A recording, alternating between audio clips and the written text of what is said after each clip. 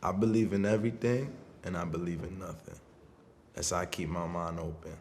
You know what I mean? You take everything with a grain of salt. I feel like there's a little bit of truth in everything, and I feel like there's a little bit of false and lies in everything as well.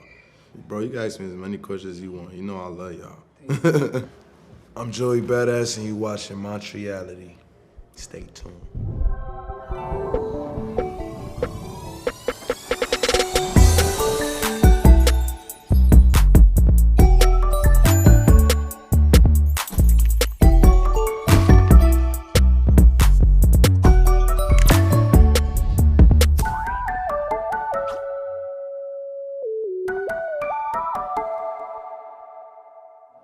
So a lot of people don't know that the law of attraction goes hand in hand with the law of detachment.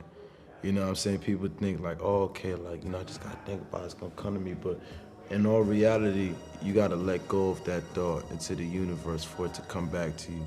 It's almost like, when you're in school and it's this girl that you really want and you showing her all the attention, that she could possibly get, and she's just not fucking with you for every reason until that one day you decide to not show up that attention and now she on you.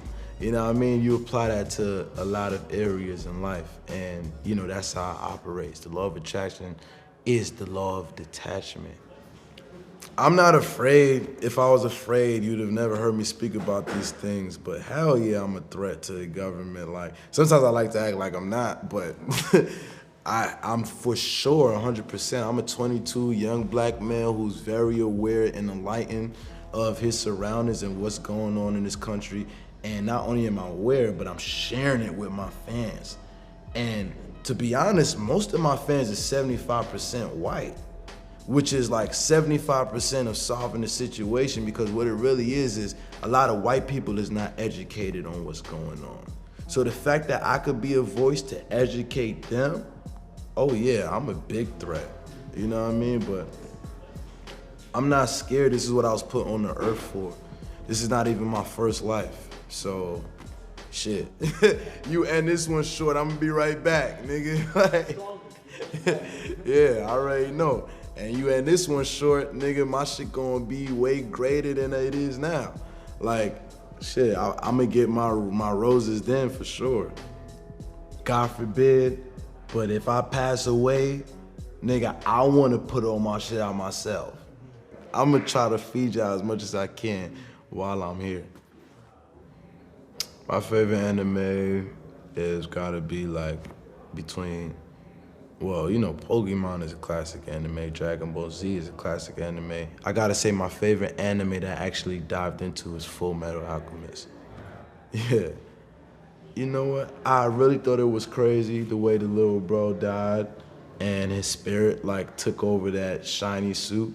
I think in a lot of animes and cartoons in general, there's a lot of hidden messages, but that's one that I got right away. Like, oh shit, you know what I mean? This is on some spiritual shit, and I connected with it just instantly. You know what I'm saying? But I also like his red trench coat. You know what I'm saying? I forgot what the pattern was he had on the back of it, but it always inspired me to make a similar jacket in the future. Oh yeah, I was in Bed-Stuy listening to that whole shit, and I was just like, yes, it sounds just like the neighborhood. You know what I'm saying? I was riding through the neighborhood like, this is the fucking soundtrack right now. You know what I mean? I didn't feel that way about Magna Carta. So I was glad that this was definitely him just getting on that.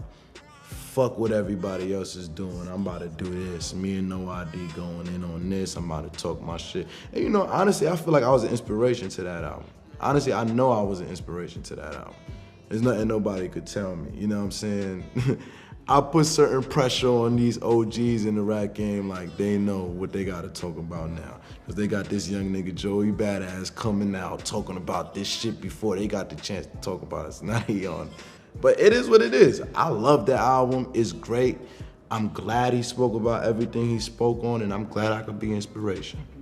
It keeps me hungry, it keeps me wanting more, it keeps me wanting to go harder. Right now, I'm at my best. I'm at my most ultimate, It's organic, it's genuine because, you know, to tell the truth, like when I met everybody in TD, I met Q, Kendrick, Solo, Rock when I was 17. And, you know, from there it's just been, and I've been a fan of TDE since I was 15, 16 really. You know, they were just getting put on my shit. I was still fairly young. Like, they ain't even, 1999 was not even out. Most of the music wasn't even made yet when I first met, you know them. I was still 16 actually, you know what I'm saying? So they ain't really hear none of my shit, but just to meet them at that early age, it was super motivation. It just made me go hard, like, damn, like, I already met like some of my favorite rappers, you know what I mean? Within a year of me doing this shit, so I'ma just go harder, you know? And with Solo, that's my soul brother, you know what I mean? Like, he got 47 tatted, like that's for life. That's brother for life. I'm part of the 4-7 gang. Shout out to the pro era, man. Joey, CJ, and Kirk, and them, all of the homies over there. Shout out to Dope Burger too, you know what I mean? And you know, me and Kendrick, we don't talk too much. We never really got the chance to really build, but I already know we right here with it, you know what I'm saying? And timing is everything with me. I just let the universe take its course. Like, when that's supposed to happen, it's gonna happen. You know what I mean? I don't ever trip about that. I feel like Kendrick represents authenticity. He represents real rap. He represents, you know, real artists. He represents real artistry.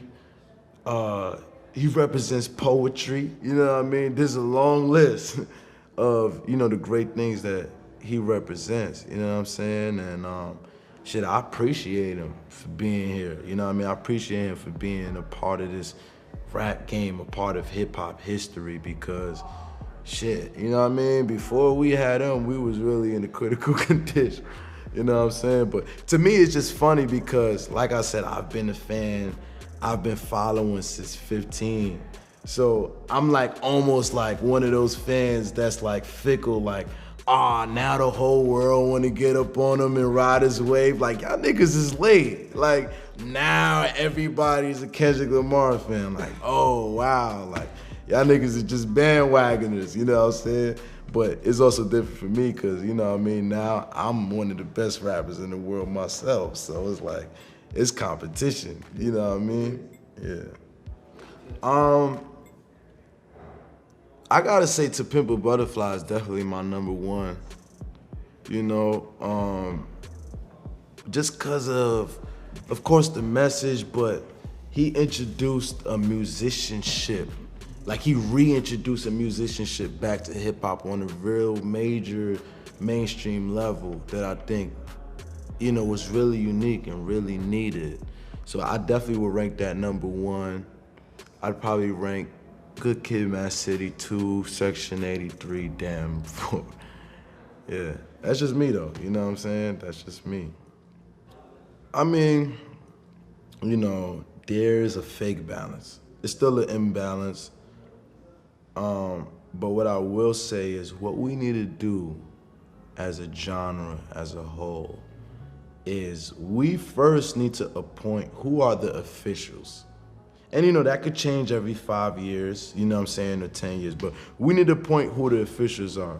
And the reason being is because then the officials need to state exactly, because you know, hip hop has evolved, just like rock and roll.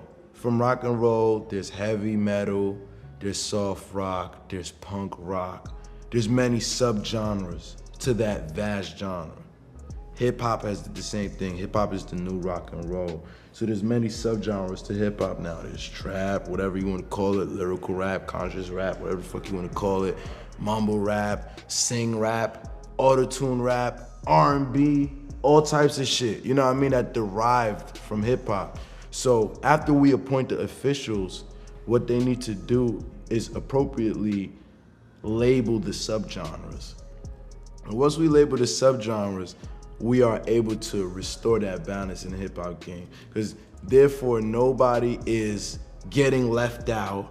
You know what I'm saying? Nobody is getting recognition they don't deserve, or you know what I'm saying, or being slept on, shit like that. Because it's like, yo, Cause not for nothing, you know, there's trap artists out there who really deserve everything. And honestly, every artist who works hard for themselves and their family deserve everything that's coming their way. But you know, there's trap artists who music to me like really is game changing. Like, you know, fuck you if you don't fuck with me for saying this, but you know, Young Thug, Lil Uzi, they've introduced a whole different style, if you ask me, to this vast genre of music, you know what I mean? And they should receive their credit and their shine for that. But at the same time, you got artists like Kendrick Lamar and J. Cole who still, you know, doing textbook rhyme shit, real lyrical rhyme shit, real people shit. And of course, you know, they should be put on the pedestal as well and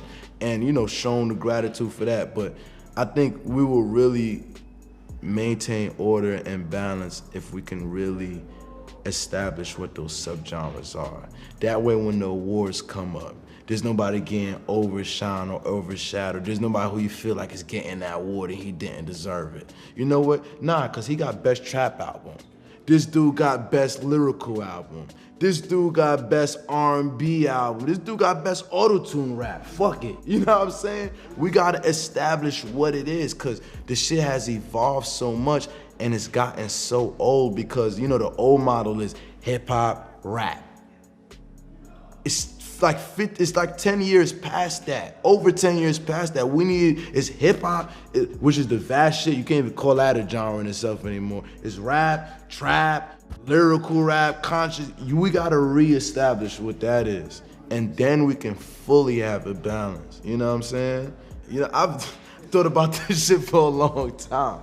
Cause it's like, yo, like the little Uzis, the Young Thugs of the world, they deserve their credit. But at the same time, Kendrick Lamar's and J. Cole's and Joey Badasses shouldn't be getting overshadowed because of that. It's two different lanes. And they both need to be respected as such.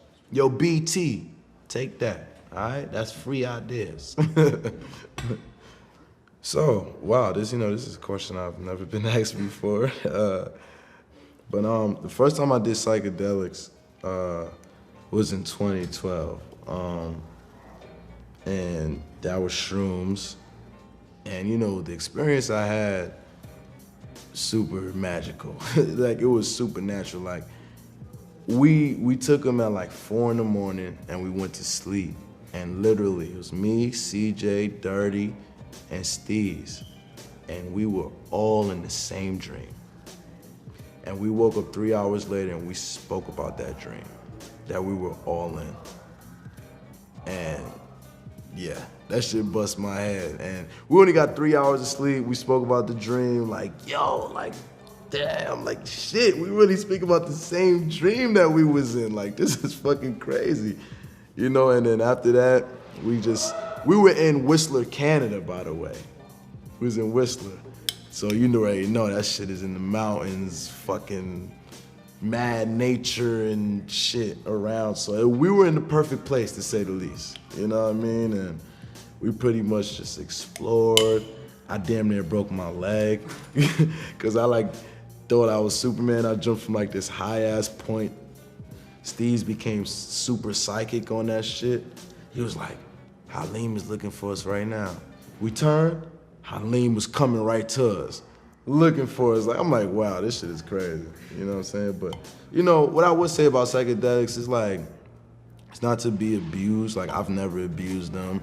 It's always been like a once a year type of thing for me. And I don't even take psychedelics anymore. Like, if I'm approached with them, I'm just like, nah, I'm good. You know what I'm saying? Because, you know, you get what you get out of it and then you just kind of move on. You have your experiences. It's not meant to be like, you know, taken on a regular basis, a regular consumption type of thing. I still think love is a really, is like a very big part of love is still undiscovered. Because I feel like there's a lot of people who still can't explain love. I'm one of them. Like, you know, I'm in love with a person and I can't really explain. I mean, of course I know I'm in love with them, but it's like the feeling that I get. You know what I'm saying? I can't really explain why I get that feeling. Like, I'm so in love with this person that anything this person do is so sensitive to me. You know what I mean? Like, anything could just affect my emotions. And I can't really explain what that is. Like, some may call it love, but then it's just like, damn, but why am I mad? You know what I'm saying? Like, why am I aggravated? Why am I frustrated? So, I don't know, man. I ain't got the answer on what love is. To be honest, I'm 22 years old and I'm still trying to figure it out. But, you know, what I do know from love is it is open and it is honest and it's completely organic. You know what I'm saying? You can feel when it's not. You know when love is not real love or fake love. You know what I'm saying? So I guess it's all the energy thing, man, but I ain't got the answer to that. I wish I did. Give me the fourth interview.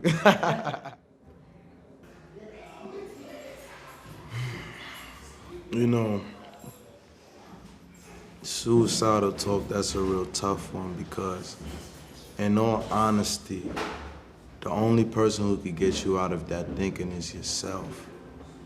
And that's a real tough thing to deal with and cope with. And, you know, even when you have someone in your life who's showing you all the signs, it's like it's in your human nature to not really like take that person. You don't want to take that person serious. You don't even want to believe that that's really the intensity of this person's feelings and emotions and thoughts.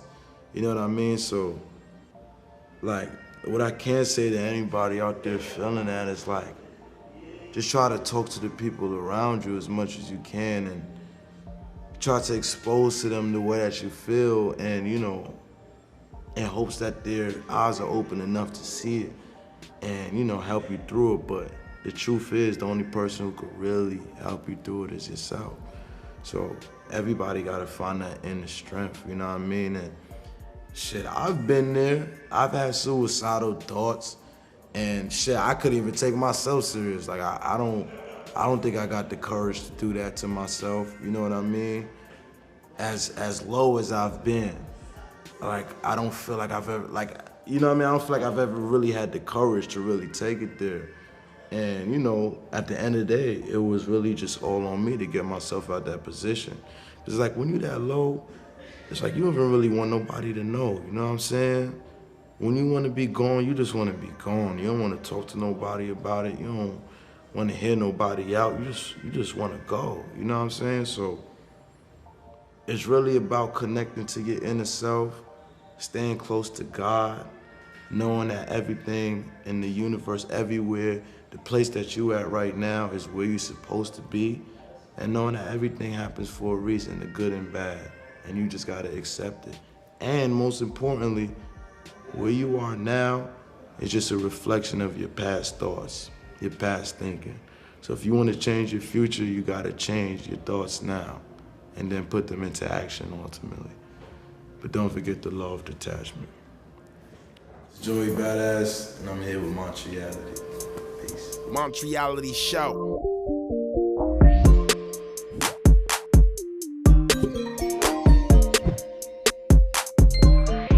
You're not here to off yourself. That is a complete waste of birth, don't you think? It's a complete waste of birth. You are not here to take yourself out. It's not supposed to be easy here. It's not supposed to be easy here.